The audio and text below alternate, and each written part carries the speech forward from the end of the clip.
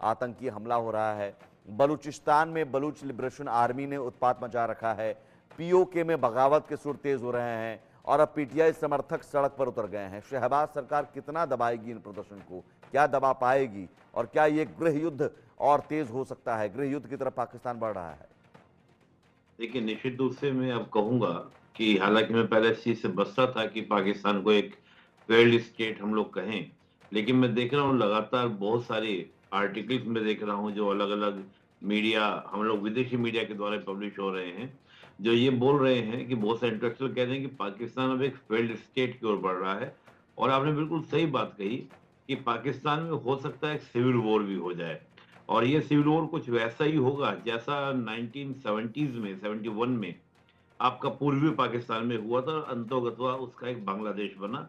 हालांकि वो इल्जाम हम पर देते हैं, जो लेकिन खता खुद करते हैं, तो वो वाली बात यहाँ पर बैठती है।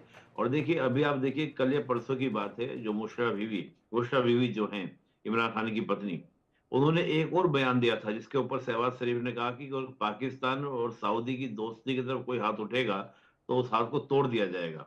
उन्होंने कहा कि इमरान खान की साजिश के पीछे सऊदी अरब का भी हाथ है। अब देखिए, इंटरेस्टिंग बात देखिए, पहले तो इमरान खान का इशारा केवल अमेरिका की ओर था, आज सऊदी की ओर भी है।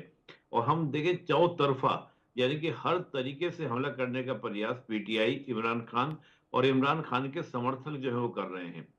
ये जो पूरी कवायद है, कवायद इसलिए है कि जो एक नेक्सस है पाकिस्तान के अंदर, वो नेक्सस क्या है कि ट्रिपल ए। जी। मैं हमेशा बोलता हूं कि पाकिस्तान को चलाने वाला कोई है तो ट्रिपल ए है। ट्रिपल ए यानी कि अल्लाह, आर्मी और अमेरिका।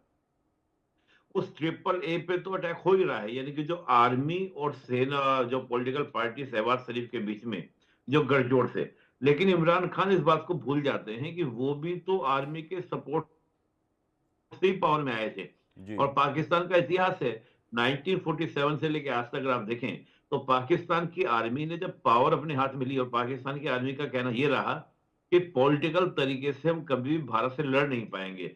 भारत से लड़ने का तरीका है कि आर्मी के पास पावर होने चाहिए, और हम तीन तीन कूप देखते हैं, और वहां पे पूरा आप देखते हैं कि आर्मी के सपोर्ट के साथ ही पॉलिटिकल पार्टी जुड़ती है।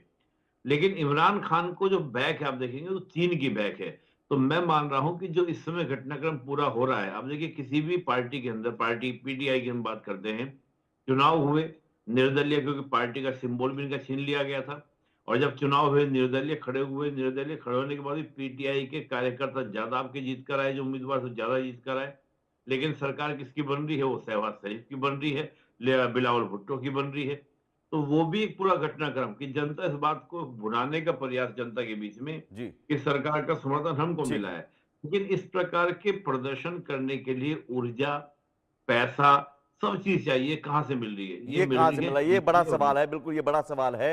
लेकिन इस बीच इस सवाल का जवाब हम तलाशने की कोशिश करेंगे। लेकिन इस बीच एक बड़ी खबर, पीटीआई की रैली में बुशरा बीबी की एंट्री हो गई है और इमरान खान की जो पत्नी बुशरा बीबी हैं, उन्होंने शहबाज के खिलाफ ऐलान कर दिया है और सीधे सीधे कह दिया कि इमरान खान को लिए बिना नहीं जाएंगे।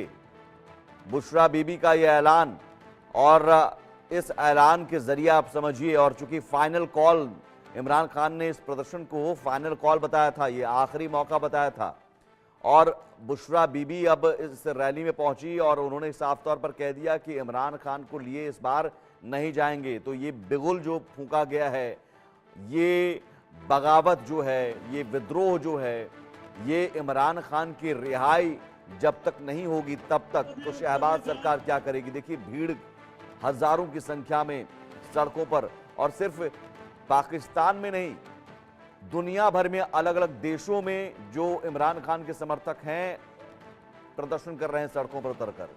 ये एक स्ट्रैटेजी के तहत प्रदर्शन हो रहा है। और जैसा कि निपुण जी ने कहा कि ये एक कहीं ना कहीं फंडिंग और पूरी प्लानिंग के साथ ये प्रदर्शन हो रहा है। तो कार्यकर्ताओं की मांग क्या है, जरा ये आपको हम बता दें। कार्यकर्ताओं ने साफ तौर पर 3 मांगे रखी हुई हैं प्रमुख तौर से, उसके अलावा भी कई सारी मांगे हैं। वो मांग क्या है ये आपको बताते हैं। मांग ये है कि जेल में कैद इमरान खान को रिहा किया जाए, पहली ये मांग है, और ये मांग लगातार की जा रही है। दूसरी मांग, न्यायपालिका की स्वतंत्रता बरकरार हो। तीसरी मांग है 26वां संविधान संशोधन को निरस्त किया जाए।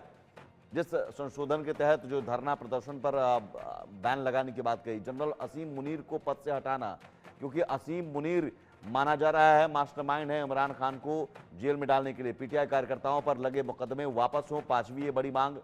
छठी मांग है बढ़ती बेरोजगारी, बेलगाम महंगाई पर लगाम लगाई जाए। ये तो आम जनता की ओर से मांग, लेकिन इसमें प्रमुख मांग ये है जेल में कैद इमरान खान की रिहाई हो।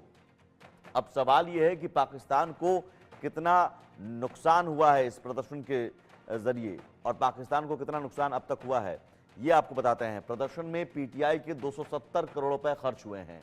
जिस पैसे की हम बात कर रहे हैं तो 270 करोड़ रुपए खर्च हुए, और इस प्रदर्शन को काबू में करने के लिए 120 करोड़ रुपए खर्च किए जा रहे हैं।